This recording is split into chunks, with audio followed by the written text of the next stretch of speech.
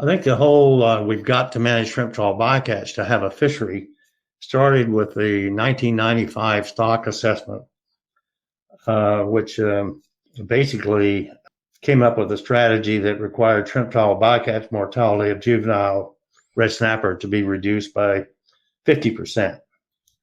And shortly thereafter, federal regulations mandated the use of specific bycatch reduction devices to do that.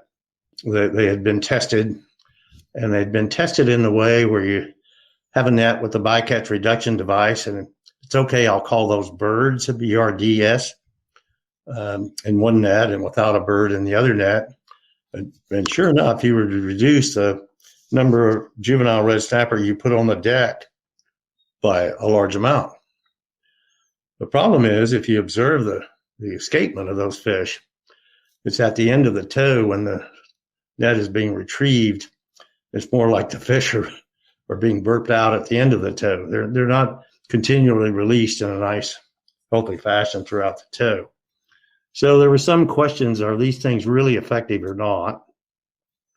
And then the more we looked at it, we found out that at that time, the natural mortality rate for these age 0 and 1 fish in their first and second years of life are the ones that come into the shrimp trawl bycatch.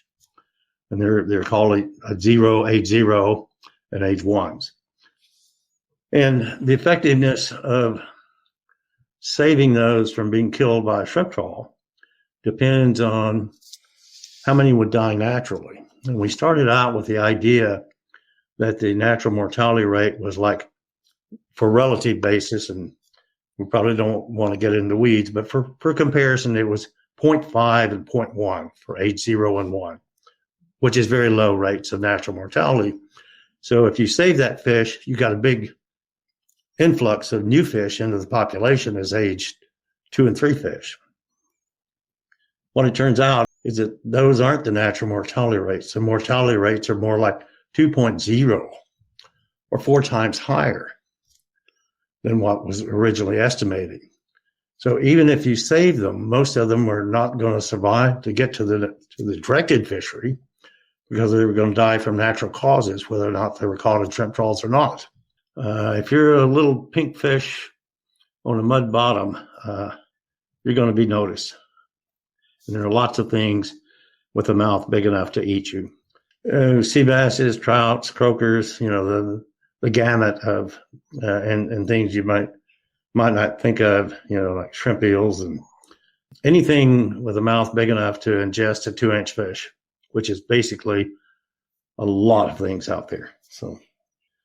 So if you're banking on that influx of fish, you're in bad shape.